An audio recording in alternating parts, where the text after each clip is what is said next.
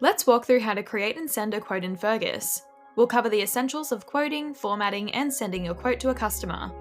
Note, this process is exactly the same for estimates. The only difference is the word your customer sees, quote or estimate.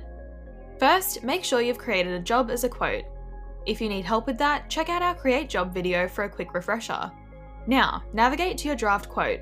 If you've set up quote templates, click the template button at the top to select a template you'd like to use. If you haven't yet done this, feel free to skip this step and set that up later.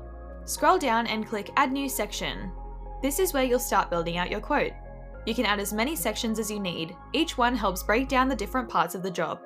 First, name the section. For example, PowerPoint install. Add a description to outline the scope of work. This can include photos, links, and rich text formatting. Use the Add a Line Item bar to start entering your items. You have two options. The first option is manual entry.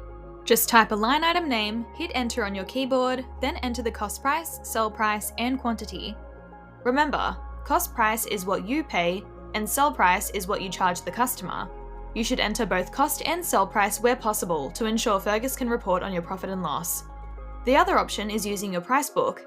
If you've uploaded one to Fergus already, start typing and Fergus will auto-suggest matching items with prices pre-filled, saving you time and ensuring consistency. Fergus uses two default sales types, labour and materials. Be sure to tag each line item correctly by clicking the icon beside it.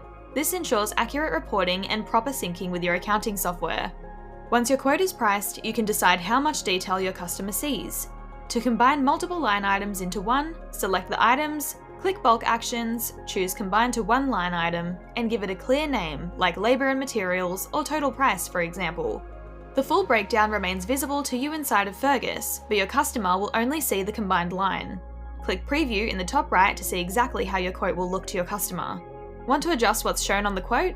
Click the pencil icon at the top to choose whether to show or hide certain columns of information, such as quantities and line item totals. This lets you control how much detail your customer receives. When you're happy with the quote, click Publish and Email to open the email template. Add any photos or attachments if needed, and finally click Send. Once sent, you'll see Accept and Decline buttons at the top right of the quote. Your customer can accept the quote via the button in the email they receive from you, or you can manually update the status if they've accepted verbally.